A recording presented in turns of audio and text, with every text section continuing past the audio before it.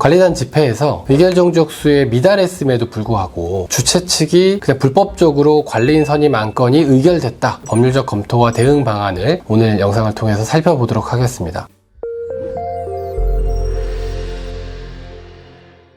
안녕하세요, 이현조 변호사입니다. 오늘은 저희 팀에서 상담을 하다 보면 정말 많이 접하게 되는 사례를 하나 소개해드리고자 하는데요. 관리단 집회에서 의결 종족수에 미달했음에도 불구하고 주최 측이 그냥 불법적으로 관리인 선임 안건이 의결됐다. 이렇게 발표하는 경우입니다. 이런 상황에 대한 법률적 검토와 대응 방안을 오늘 영상을 통해서 살펴보도록 하겠습니다. 그럼 먼저 의결 종족수 미달이 된 경우에 그런 하자는 법원이 어떻게 평가를 하고 있는지 살펴보도록 하겠습니다. 이 대법원 판례는 첫 번째 단락은 취소 사유에 해당하는 하자와 무효 사유에 해당하는 하자를 구분해서 설명하고 있는데요. 취소 사유에 해당하는 하자는 집합건물법상 취소 소송으로 제소기한 안에 다투어야 되고요. 그리고 취소 사유를 넘어서 결의를 무효로 돌릴 정도로 중대한 하자가 있는 경우에는 무효 사유로서 취소 소송의 제소 기한의 제한을 받지 않고 바로 무효 확인의 소나 결의 무효 확인을 구하는 또 다른 소송에서의 선결 문제로서 무효를 주장할 수 있다라고 판단하고 있습니다. 그러면서 밑줄근 두 번째 단락을 보시면 이 사건 관리단 결의에 존재하는 의결 종족수 미달의 하자는 중대한 하자에 해당한다. 그래서 관리단 집회의 무효 사유에 해당한다라고 판단했습니다. 네, 이렇게 법원은 의결 종족수 미달의 하자를 중대한 하자에 해당이 된다. 그래서 결의 취소의 소로서 취소되는 것과 무관하게, 즉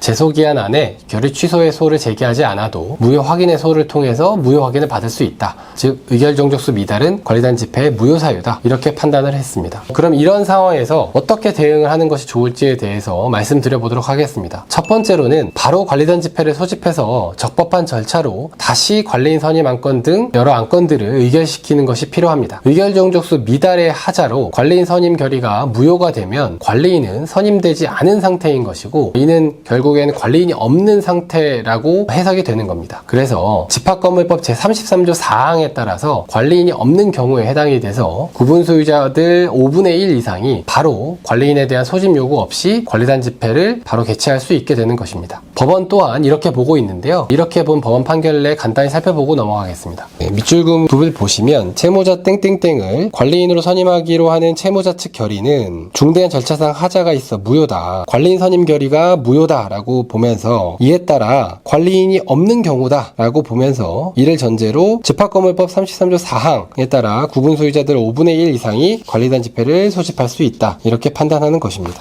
그리고 대응 방법 두 번째로 새롭게 관리단 집회에서 관리인으로 선출된 구분 소유자가 나오면 그 새롭게 선출된 관리인이 관리단을 대표해서 무효인 결의로 선출된 관리인, 즉 자기가 관리인이라고 주장하는 참친 관리인을 상대로 직무집행정지 가처분을 제기해야 됩니다. 이런 직무집행정지 가처분 소송에서의 쟁점은 두 가지인데요. 첫 번째는 선행 관리인 선임 결의가 무효가 맞는지, 그리고 두 번째 후행 관리인 선임 결의가 유효인지 여부입니다. 따라서 참친 관리인의 직무의 집행을 정지시키는 가처분 소송에서 승소하게 되면 참친 관리인을 관리인으로 선임한 결의가 무효라는 점을 확인받게 되는 것이고요. 동시에 새롭게 관리인을 선출한 것이 적법 유효하다라는 것까지 같이 확인받을 수 있게 되는 것입니다. 대응 방법 세 번째는 이런 소송에서 승소하기 위한 준비를 하는 것인데요. 그 준비는 첫 번째 관리단 집회, 그 무효인 관리단 집회에 대한 하자에 대해서 철저한 분석과 증거 수집을 해두시는 겁니다. 의결 종족수 미달의 하자가 있음에도 불구하고 어거지로 통과됐다라고 불법적 발표를 하는 그런 주최 측이라면 이런 의결 종족수 미달 하자 외에도 다른 관리단 집회에 관한 내용상, 절차상 하자들을 저질렀을 가능성이 높습니다. 그리고 재판을 통해 관리단 집회가 무효라는 것을 확인받기 위해서는 확실한 절차상 내용상 하자가 있다고 하더라도 가급적이면 많은 취소 사유들과 무효 사유들을 수집해서 이를 재판부에 현출시키는 것이 필요합니다. 그러는 것이 승소 가능성을 높이는 일입니다. 그리고 네 번째 대응 방법은 이렇습니다. 기존 관리단 집회가 무효라는 걸 전제로 두 번째 관리단 집회를 진행을 할 때 절차적으로 그리고 내용적으로 완벽한 준비를 잘 하셔야 됩니다. 전문가의 법률적 조언을 받고 그리고 구분 소유자들의 동의서 또는 위임장을 받는 활동도 최대한의 역량을 투입하셔서 잘 준비하실 필요가 있습니다. 첫 번째 관리단 집회와 마찬가지로 두 번째 관리단 집회에서도 내용이나 절차상 그런 하자가 또 발생한다면 향후에 계속 법적 분쟁과 관리단 집회들이 연이어 계속 지속될 수밖에 없기 때문입니다.